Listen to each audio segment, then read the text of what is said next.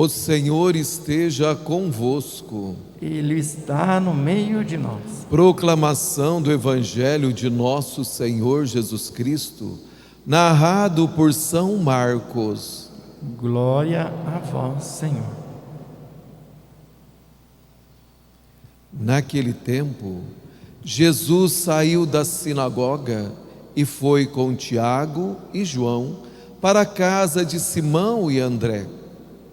A sogra de Simão estava de cama, com febre, e eles logo contaram a Jesus.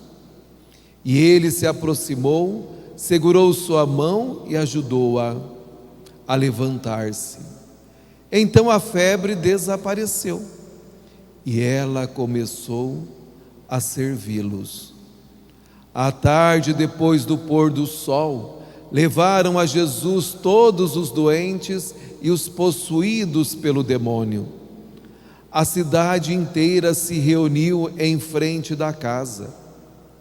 Jesus curou muitas pessoas de diversas doenças e expulsou muitos demônios. E não deixava que os demônios falassem, pois eles sabiam quem ele era. De madrugada, quando ainda estava escuro, Jesus se levantou e foi rezar num lugar deserto. Simão e seus companheiros foram à procura de Jesus. Quando o encontraram, disseram: "Todos estão te procurando." Jesus respondeu: "Vamos a outros lugares, às aldeias da redondeza. Devo pregar também ali, pois foi para isso que eu vim." E andava por toda a Galiléia, pregando em suas sinagogas e expulsando os demônios. Palavra da salvação. Glória a vós, Senhor. Louvai a Deus, porque Ele é bom e conforta os corações.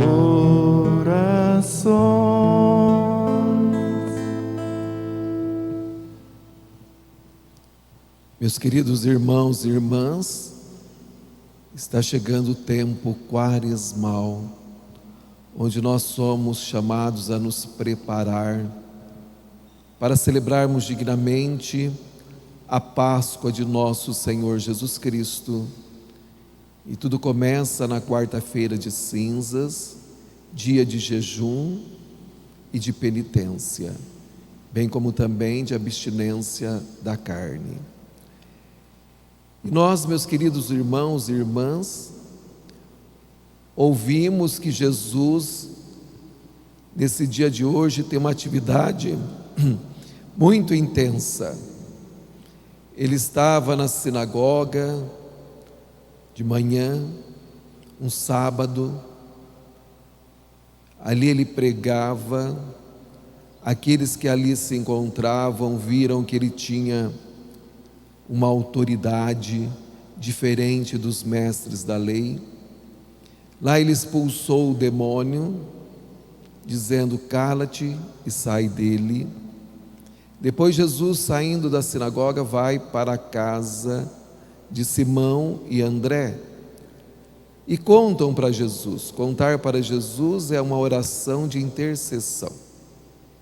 Alguém intercede pela sogra de Pedro. Assim nós também devemos ser intercessores, sempre orar pelo outro. Muitas vezes, meu querido irmão, as tuas orações são mais de petição para si do que para os outros. Deus, quando vê que você tem um coração generoso, Ele concede tudo aquilo que você necessita.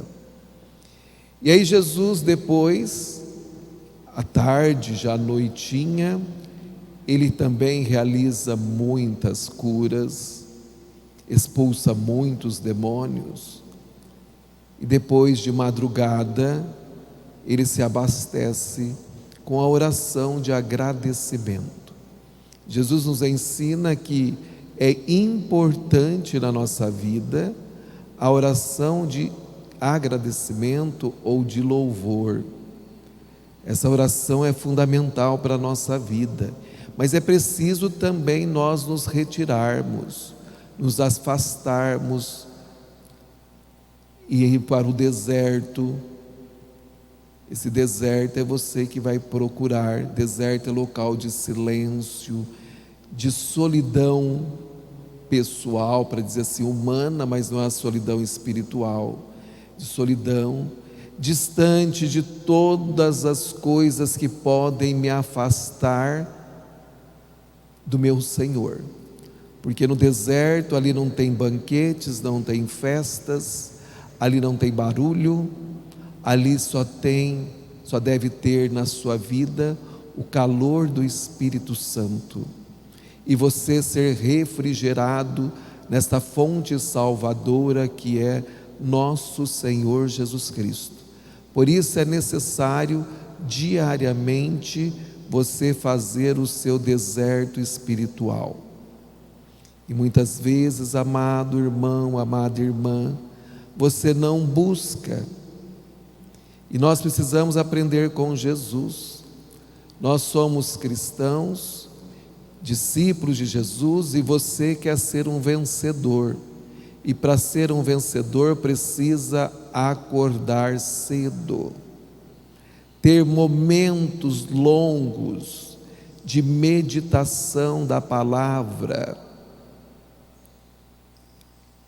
Aquele que levanta cedo vence em todos os aspectos na sua vida. Se você olhar para a vida dos santos, você vai ver que eles levantavam cedo. Se você for olhar para os grandes empresários, eles também dormiam pouco e levantavam muito cedo. Porque levantar cedo significa eu estar no meu deserto, nessa solidão onde não tem barulho, e eu posso fazer uma longa meditação. E nessa meditação, à luz da palavra de Deus, eu vou realmente sendo inspirado pelo Senhor, e Ele vai me libertando das minhas febres. Vocês sabem muito bem que febre está indicando algum tipo de doença. Ainda não foi constatado qual o tipo da doença. Nesta época de Jesus, a febre fazia com que as pessoas se distanciassem, porque elas achavam que poderia ser alguma doença contagiosa. Nós observamos que Jesus, Ele aproxima, Ele é atencioso com a sogra de Pedro. E Ele, nessa proximidade, Ele toca, porque não deveria tocar, porque ela estava impura, doente. E Jesus, Ele toca e a levanta. Vamos dizer assim, Jesus agarra, pega firme nela e traz ela de pé.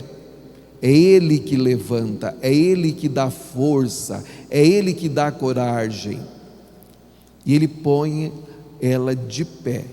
E ela imediatamente, mesmo sendo dia de sábado, e eles todos sendo judeus, não podendo exercer nenhuma atividade, ela coloca-se a serviço. A comunidade está reunida, o mestre está presente, os discípulos, os apóstolos, estão todos, a multidão, todas as pessoas estão ali, e nós somos chamados a colocarmos a serviço. Porque senão, meu querido irmão, minha querida irmã, que sentido tem você ter saúde se você não se coloca a serviço de Deus? E quando nós nos colocamos a serviço de Deus, também devemos nos colocar a serviço dos irmãos e irmãs. Então Deus nos dá a saúde para sermos seus servidores. E não deixe para amanhã, meu querido irmão, para participar das coisas de Deus, na casa dele, nas pastorais, na catequese, nos movimentos. Não deixe para ficar doente, porque tem muitas pessoas que querem se converter numa cama. Se você hoje não faz nada, muito menos depois da recuperação da saúde. Porque não existe as febres dentro de você, e uma dessas febres é deixar tudo para amanhã. De modo particular, quando amanhã é segunda-feira. Aí você vai deixar para amanhã para fazer o seu regime, sua caminhada, deixar para amanhã para fazer isto, aquilo outro, porque você está com a febre da preguiça, da indiferença, da falta de vontade, da falta de entusiasmo. Essas são as febres que pode ter dentro de você, e aí você não se libertou. Por quê? Porque ainda não buscou o caminho certo, a pessoa correta, aquela que pode te agarrar e te colocar de pé, para que você possa servi-lo. Então, meus queridos irmãos, não descarregue a sua culpa nos outros. Você pecou porque estava sozinho, porque seu cônjuge proporcionou algo para você pecar, ou porque os seus pais não te compreenderam e não te importaram com você. Não descarregue a sua culpa nos outros. Então, porque você está nas drogas, porque ninguém gosta de você, aí você fica nesse mimimi, ou porque você bebe, porque a sociedade é injusta, as pessoas são injustas, porque você fala dos outros, porque falam de você. Então você fica descarregando todo tipo de culpa nos outros. Enfim, meu querido irmão, se você quer ser realmente curado, transformado, é preciso agora, neste momento, você sair do seu quadrado e dar um passo. É preciso, meu querido irmão, você reconhecer qual é a sua doença. Não pode ficar na indiferença. Depois que você identificou a sua doença, então Jesus vai aproximar de você e vai te curar. Então, meus queridos irmãos e irmãs, é preciso conhecer as Sagradas Escrituras e rezá-la. Nós vamos observar que aquele ladrão que se arrependeu na cruz, ele disse para o outro: este, que é Jesus, não fez nada, mas nós sim. Nós merecemos porque nós somos ladrão, fizemos o mal. Então você precisa assumir a sua febre. Então, meu querido irmão, minha querida irmã, qual é o seu problema? Qual é a sua dificuldade? Talvez não seja dinheiro, não seja a sua saúde, talvez seu problema não seja seu marido nem sua mulher, muito menos seus filhos ou sua família, seu pai, sua mãe. Talvez o seu problema não seja o seu chefe, não seja a questão da caristia. Mas sabe o que acontece, meu querido irmão? Todas essas coisas são pretextos para você esconder o seu verdadeiro problema, que tem raízes muito mais profundas do que você imagina. Você está fugindo de si mesmo. Você tem medo de você. E se você tomar consciência de qual é o seu estado febril, e reconhecer e aceitar, você aí já deu o primeiro passo, esse passo na recuperação, como o ladrão arrependido, que reconheceu que ele era ladrão, que ele foi um homem injusto e que ele pede perdão para o Salvador e o Redentor da nossa vida. Então, meu querido irmão, minha querida irmã, Você precisa parar, reconhecer sua situação e clamar pela ajuda do Senhor. Ore em seu coração. Ora aí no seu coração. Convido você a fechar seus olhos. Vai orando. Eu vou falando e você vai orando no silêncio do seu coração. Senhor, o meu problema sou eu mesmo.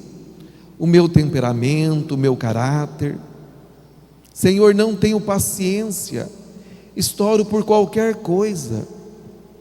Não tenho sabido dominar meu temperamento. Meu problema não é o meu marido, minha esposa, meus filhos, meu patrão, nem que os outros tenham oportunidades. Meu problema é o meu temperamento. Sou impontual, desorganizado e não tenho forças para sair dessa situação sozinha. Preciso de sua ajuda, Senhor. Vem em meu auxílio. Dai-me força, Senhor Jesus. Eu quero levantar, eu quero sair da cama, quero sair desse meu estado febril, e somente o Senhor pode me levantar, somente o Senhor pode me ajudar e transformar a minha vida, transformar o meu coração. Agarra-me, Senhor, me tira, Senhor, desta cama. Eu quero me colocar a seu serviço, eu quero ser uma pessoa totalmente nova. Amém. Então, meus queridos irmãos, abrindo seus olhos agora, você observou que a resposta de Jesus para o ladrão arrependido é esta, que é a mesma resposta que Jesus dá para você e para o seu estado febril. Em verdade te digo, hoje estarás comigo no paraíso. Percebem, queridos irmãos e irmãs, o ladrão somente pediu para o Senhor: lembra-te de mim quando estiver no paraíso. E Jesus falou: eu te prometo que estarás comigo hoje e eternamente. Então, amado irmão, minha querida irmã, que nós sejamos homens e mulheres da palavra, homens e mulheres apaixonados por nosso Senhor Jesus Cristo, homens e mulheres eucarísticos, porque Jesus Cristo Ele vem para trilhar a nossa vida, mostrar um rumo para a nossa vida. E muitas vezes, meu amado, as pessoas têm essa dificuldade de conhecer as Sagradas Escrituras.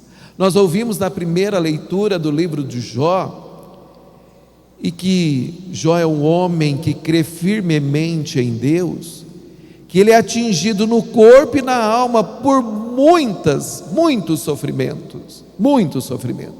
É só você ter a coragem e ler o livro de Jó e fazer uma meditação. Diante do sofrimento, o que as pessoas acabam fazendo? Culpando a Deus.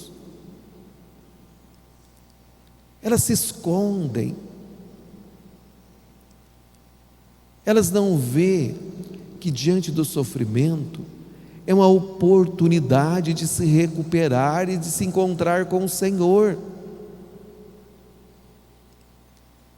Jó, embora no abismo do seu sofrimento pessoal, ele não fecha os olhos e o coração à grandeza de Deus. Ele reconhece, meu querido irmão, que ele é criatura e que existe alguém muito maior do que ele, que é o Criador. Ele se entrega, e Jó perdeu tudo, todos os seus bens materiais. Ele era riquíssimo, muito rico. Perdeu sua esposa, seus filhos, seus parentes e amigos. Todos afastaram dele, sabe por quê? Por causa da fé de Jó, porque Jó acreditava no Deus único e verdadeiro, e Jó sabia muito bem que Deus não quer o nosso sofrimento, mas por nós sermos criaturas, e ele, fazendo a leitura da vida, à luz do Senhor, ele observa que o sofrimento faz parte da natureza humana, porque existe muita injustiça, existe muitas pessoas interessadas somente no capital e que não está interessada no bem do outro.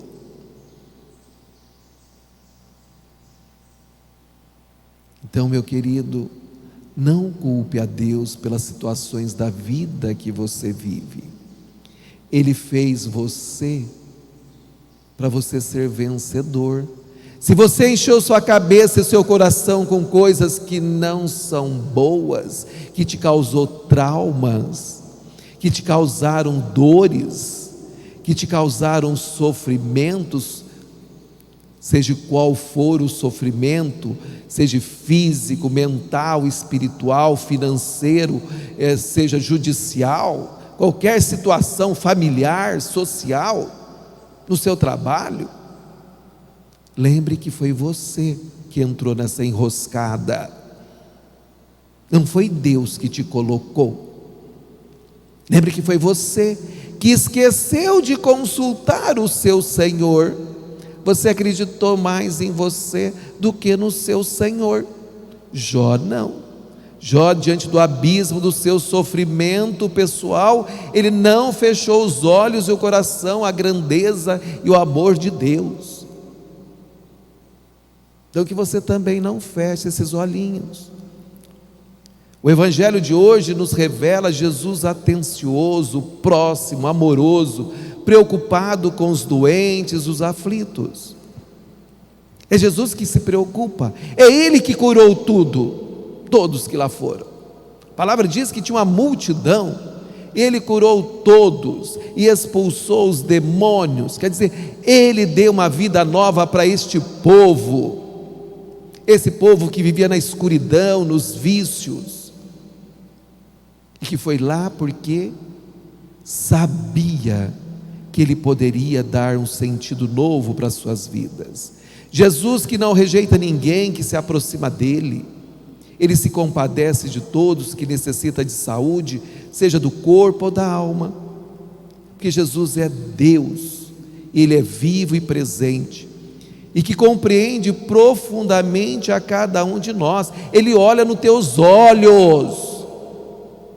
Nós muitas vezes ficamos olhando para cima, do lado, para vários lugares, porque não temos coragem de encarar o outro. Jesus, Ele olha nos seus olhos, Ele é perito para olhar nos seus olhos. Então por isso, meu querido irmão, nenhum problema, nenhuma dificuldade, nenhuma preocupação ou angústia passa despercebido por Jesus. Nunca duvide disso. Seja uma pessoa de fé, creia no Senhor, e Ele só age quando Ele encontra uma fé viva, capaz de acreditar que na pessoa dEle tudo pode ser mudado, que Ele pode renovar tudo, Ele faz tudo de novo, que Ele tem poder para curar, para libertar, para salvar e santificar, somente Ele. Santo Agostinho já dizia: tenho medo da graça que passa e não volta. Toma posse da palavra de Santo Agostinho. Tenho medo da graça que passa e não volta. Por isso nós podemos cantar: quando Jesus passar, eu quero estar no meu lugar, porque eu tenho medo da graça que passa e não possa voltar. Não permitamos que Jesus passe e nós percamos a graça de tocá-lo, de senti-lo, de ouvi-lo. Então, meu querido irmão, diga aí no seu coração: eu quero estar no meu lugar quando o Senhor passar pela minha vida, pela minha história. Jesus quer nos visitar. Fala para Ele: visita-me, Senhor Jesus, porque as portas do meu coração estão sempre abertas para Ti, Senhor. Faz nele morada, Senhor. Fica comigo, Senhor, eu necessito muito, Senhor, da Sua presença. Fica comigo, Senhor. Meu coração é Tua casa, Senhor. e que o Senhor seja bem-vindo na minha vida, porque quando Jesus passar, eu quero estar no meu lugar.